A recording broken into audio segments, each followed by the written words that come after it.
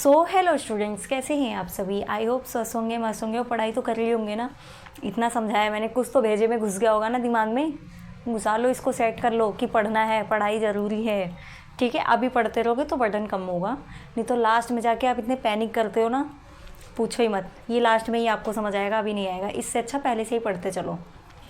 ठीक है बेटा, हम बायोलॉजिकल क्लासिफिकेशन कर रहे थे, मतलब इसी चैनल पे बायोलॉजी की सीरीज़ चल रही है ना हमारी, तो उसमें हम बायोलॉजिकल क्लासिफिकेशन कर रहे थे। लिविंग वर्ल्ड ख़त्म हो चुका है।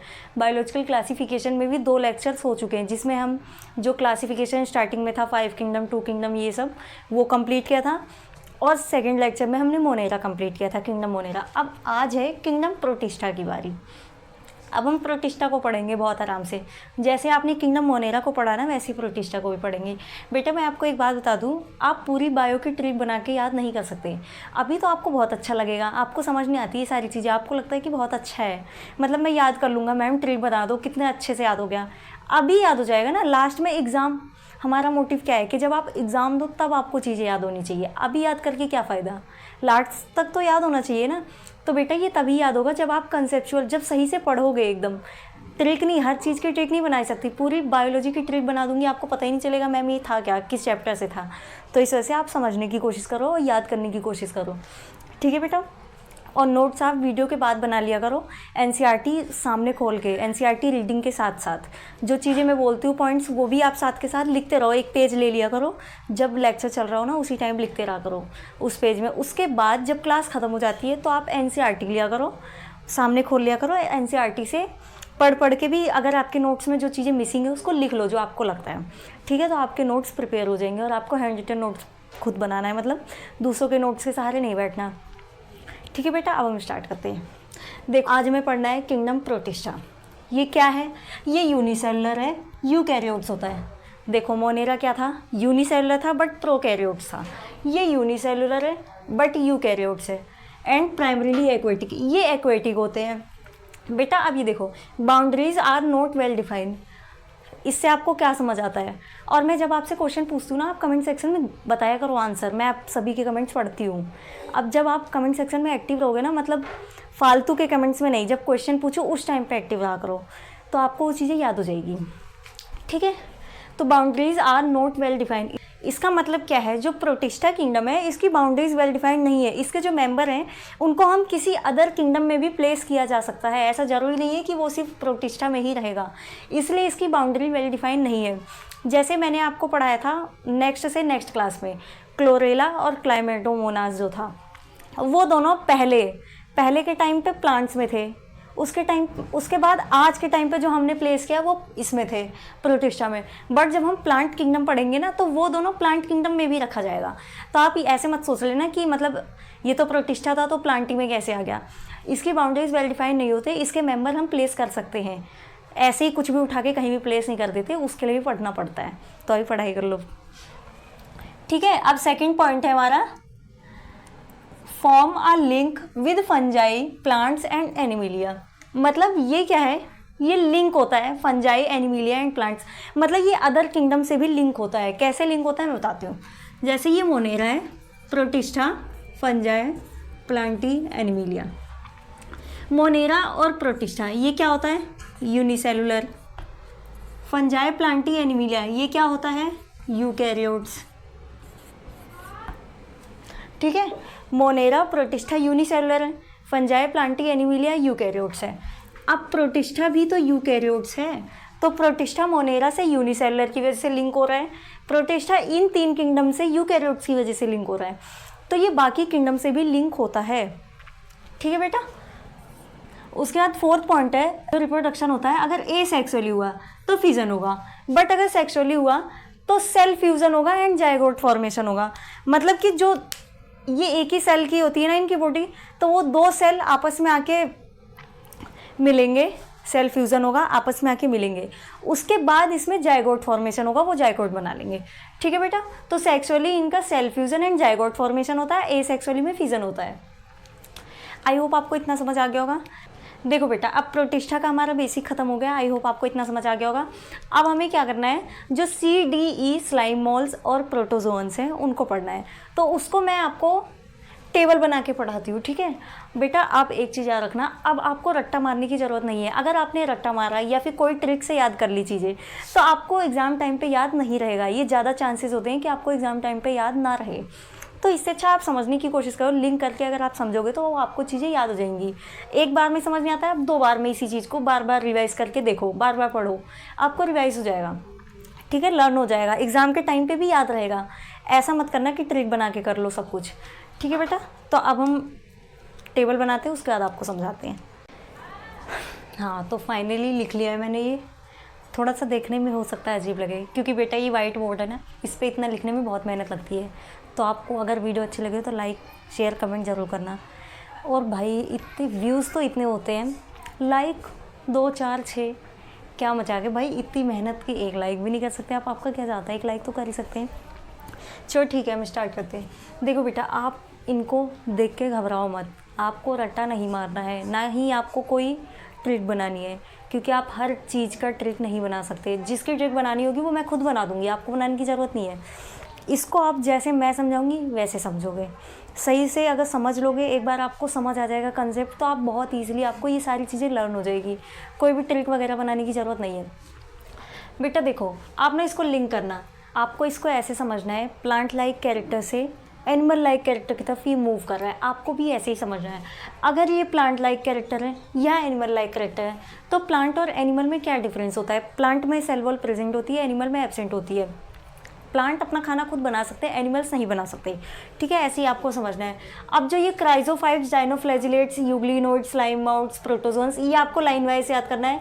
CDE स्लाइम माउथ्स, प्रोटोजोन्स, ऐसे याद करोगे, CDE स्लाइम माउथ्स, प्रोटोजोन्स। अब जो क्राइजोफाइट्स है ना बेटा, इसमें ना खाना बहुत ज़्यादा बनता है। जैसे कि देखो, ये डायटम्स है, चीफ प्रोड्यूसर ऑफ ओशियंस, ये अपना खाना ओशियंस में सबसे ज़्यादा खाना अपना बनाते हैं डायटम्स, ठीक है।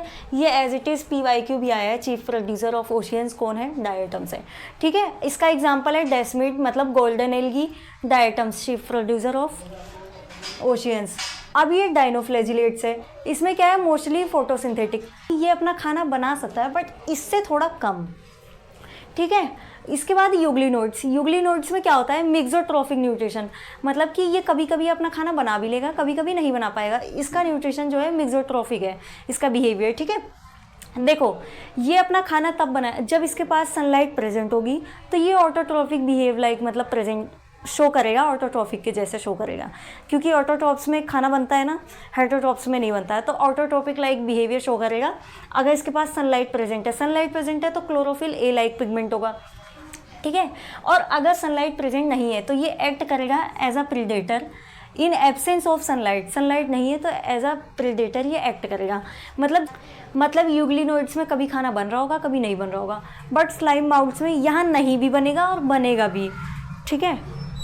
यहाँ ऐसा भी हो सकता है कि ना बने, और ऐसा भी हो सकता है कि बन जाए थोड़ा बहुत, ज़्यादा नहीं बनेगा, बहुत हल्का सा, ठीक है। जैसे कि ये सैप्रोफाइट है, सैप्रोफाइट है तो grow on decaying leaves and twigs, ये लीव्स और जो उसके ट्विंग्स होते हैं ना, उस पर ग्रो करते हैं एज अ डिकेइंग में। जैसे आपने वो देखा है, ब्रेड देखा है, ब्रेड जब थोड़ा ज़्यादा दिन का हो जाता है तो उस पर फंगस टाइप का हो जाता है ना, तो वैसे ये भी करते हैं। उसके बाद प्रोटोजोन्स, ये हेटरोट्रॉपिक होगा, they are primitive relative of animals. भाई इसमें तो खाना ये खुद बना ही नहीं सकते हैं, बिल्कुल भी नहीं बना सकते, ये दूसरों पे ही डिपेंड होंगे, ये हेटरोट्रॉप्स है, ठीक है। खाने वाला समझ आ गया। अब दूसरा क्या था इसमें डिफरेंस, प्लांट और एनिमल में सेल वॉल का। प्लांट्स में सेल वॉल प्रेजेंट होती है, एनिमल्स में नहीं होती बिल्कुल। देखो, cell wall is present as is embedded with silica, इसमें सेल वॉल प्रेजेंट होती है सिलिका की। सिलिका क्या होते हैं, ये बहुत मजबूत होते हैं, ऐसे नहीं कि कोई भी एक घुसा मार के उड़ा दे, बहुत मजबूत होते हैं और ये टूटते नहीं है, इनकी डेथ होती है। जब इनकी डेथ हो जाती है ना, तो ओशियंस में ये छोटे छोटे पार्टिकल्स में नीचे चल जाते हैं और ये अर्थ लाइक सरफेस क्रिएट कर लेते हैं, जैसे फर्श टाइप का होता है ना। अब ये भी प्लांट लाइक था, तो इसमें भी सेल वॉल प्रेजेंट है, बट सेलुलोजिक की सेल वॉल प्रेजेंट है, ठीक है, स्टिफ सेलुलोजिक सेल वॉल। अब यूग्लिनोइड्स का है, ये बेचारा बीच में अटक गया, ना एनिमल्स का है ना प्लांट्स का है। क्या करूँ मैं तो बीच में अटक गया, वैसी वाला सिचुएशन है इसकी।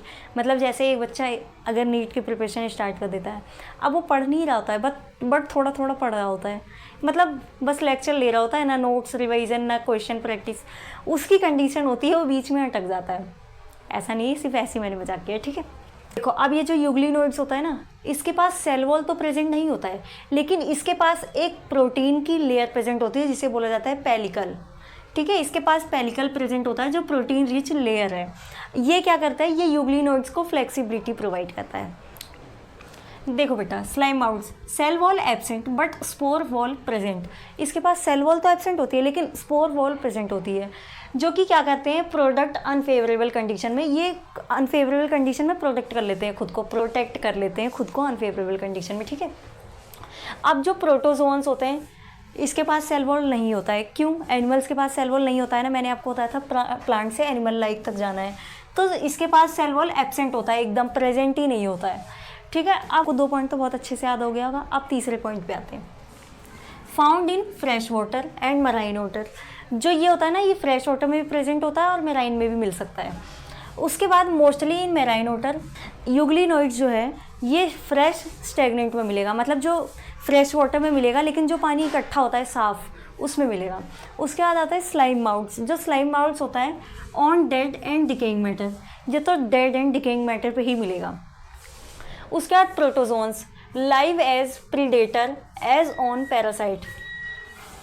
ये एनिमल है तो अब ये क्या कर सकते हैं बेचारे, कहाँ इनकी ज़िंदगी है जैसे हम लोग, कहाँ हमारी ज़िंदगी है, बस चलते रहो चलते रहो, ज़िंदगी तो वैसे अच्छी है, ठीक है।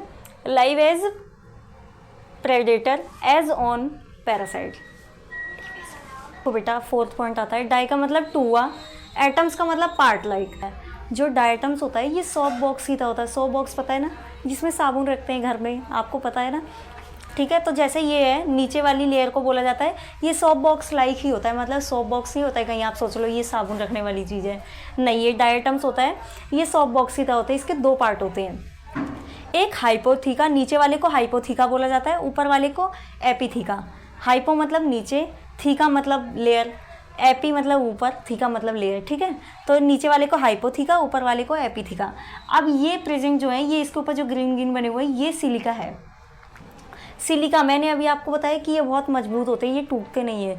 तो ये क्या करता है अभी आपको नेक्स्ट पॉइंट में पता चलेगा, ठीक है बेटा। अब आती है इसकी बारी। इसमें क्या होता है, ये डाइनोफ्लैजिलेट्स हैं, मैंने बनाने की कोशिश किया है, मतलब समझ आ रहा होगा आपको, इतनी बेकार नहीं है, लेकिन डाइनोफ्लैजिलेट्स है। इसमें क्या है, एक लॉन्ग फ्लैजिला होता है, एक ट्रांसवर्स फ्लैजिला होता है। ट्रांसवर्स फ्लैजिला है और ये है एक लॉन्ग फ्लैजिला, इसका स्ट्रक्चर बताया मैंने, ठीक है।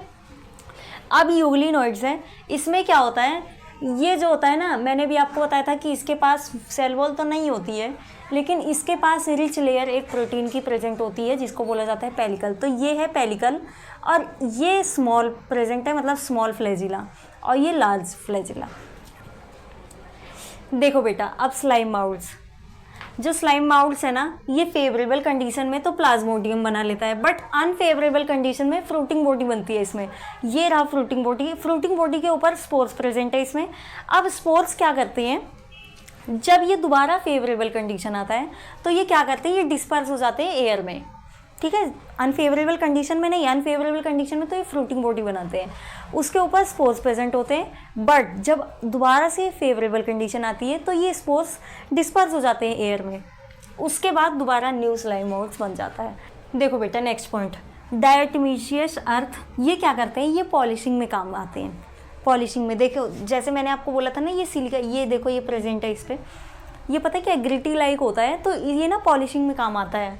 उसके बाद filtration of oil and syrup.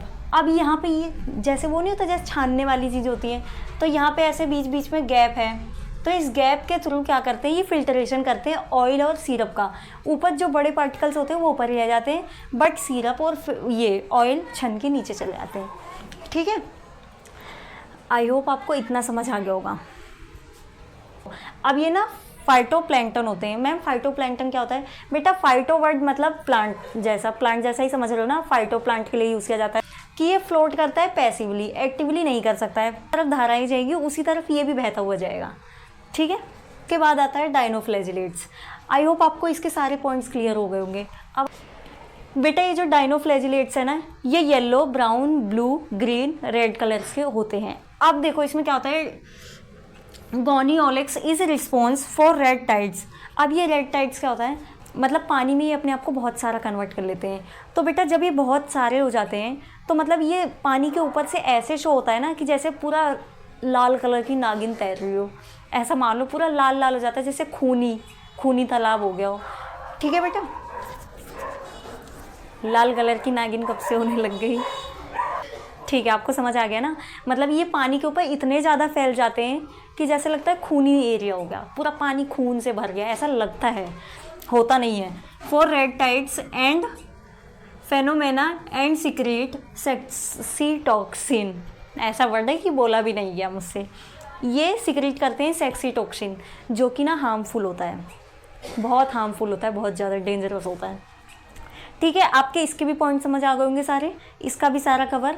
अब इसके भी सारे कवर हो चुके हैं, इसका 2 पॉइंट बचा है जो कि वाइट बोर्ड पे नहीं आया था, मैंने लिखने की कोशिश की थी, तो वो मैं ना आपको एनसीईआरटी से समझा देती हूँ। एक काम करती हूँ, बुरा तो नहीं मानोगे ना बेटा, मेरे पास डिजिटल बोर्ड तो है नहीं ना, मैं सब एडजस्ट कर लूँ, बुरा मत मानना, इसलिए करा देती हूँ थोड़ा सा। वैसे तो मैं बुक की हेल्प नहीं लेती हूँ, आपको पता ही होगा, बट अब यहाँ नहीं दिखा सकती ना, नहीं है जगह, सारा ऑफ करना पड़ेगा, इसलिए मैं करा देती हूँ इसी से। देखो बेटा, ये अमीबॉइड है ना, ये क्या होता है, pseudopodia, have pseudopodia, live in fresh water, sea water और इन मोस्ट सॉइल। ये फ्रेश वाटर में भी रह सकता है, सी वाटर में भी रह सकता है, मैराइन फॉर्म में भी रह सकता है, बट उस टाइम पे इसके सरफेस पे सिलिका सेल्स होती हैं। इसका एग्जाम्पल है एंटोमीबा। आपको इनके एग्जाम्पल नाम से ही समझ आ जाएगा, इतना रट्टा मारने की ज़रूरत नहीं है। अमीबा अमीबॉइड है, एंटोमीबा, अब आपको पता नहीं है कि ये इसी का एग्जाम्पल है जब अमीबॉइड है यहाँ पे। तो अब इसका लास्ट पॉइंट है, ये 3 टाइप का दिया हुआ है ना एनसीईआरटी में, फ्लैजिलेटेड, सीलिएटेड। इसमें जो फ्लैजिलेटेड है ये लोकोमोशन में हेल्प नहीं करता है, सीलिएटेड लोकोमोशन में हेल्प करता है। ठीक है, और यही सीलिएटेड फूड कैप्चर में भी हेल्प करता है। ठीक है बेटा, देखो क्या होता है, फ्लैजिलेटेड का पहले बता रही हूँ, आइदर फ्री लिविंग और पैरासिटिक। अगर पैरासिटिक होगा तो ट्रेपेनोजोमा नाम की बीमारी होगी, स्लीपिंग सिकनेस जिसे बोलते हैं। ठीक है, अब आते हैं सीलिएटेड पे। जो सीलिएटेड होता है ये एक्टिवली मूविंग होता है, मैंने आपको बताया ना कि सीलिएटेड से लोकोमोशन होता है, फ्लैजिलेटेड से नहीं होता है। तो ये सीलिएटेड जो है ये एक्टिवली मूविंग है, मूव कर सकता है। इसके पास एक गलेट प्रेजेंट होता है। गलेट मतलब ये वाटर में तैरते तैरते रहता है, तो गलेट से अपना फूड कैप्चर कर लेता है।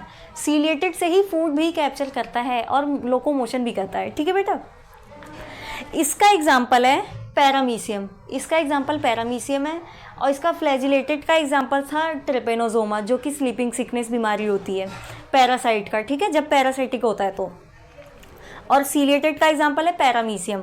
उसके बाद आता है स्पोरोजोन्स। जो स्पोरोजोन्स होता है have spores like infection stage. इसका एग्जाम्पल है प्लाज्मोडियम, बेस्ट एग्जाम्पल, इसका एग्जाम्पल है प्लाज्मोडियम।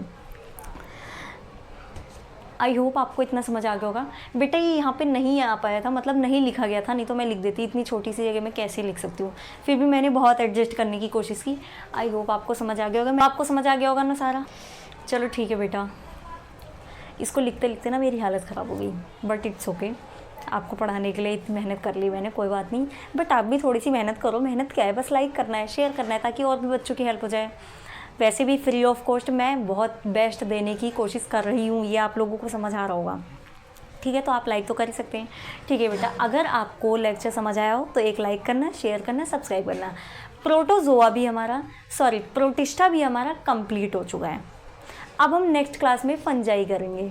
ठीक है बेटा, तो आई होप आपको सब कुछ क्लियर हो गया होगा। अगर आपको कोई डाउट है तो आप कमेंट सेक्शन में ज़रूर पूछें, उसका रिप्लाई मैं ज़रूर करूँगी। ठीक है, ठीक है, फिर मिलते हैं नेक्स्ट लेक्चर में। तब तक पढ़ते रहो, ऐसे बैठना नहीं है, खाली पढ़ाई करते रहो, हाथ पैर कहीं इधर उधर मारते रहो, दीवार में मत मार लेना, पढ़ाई में मारते रहो। ठीक है बेटा, आई होप आपको सब कुछ समझ आ गया होगा। ठीक है, फिर टेक केयर, थैंक यू।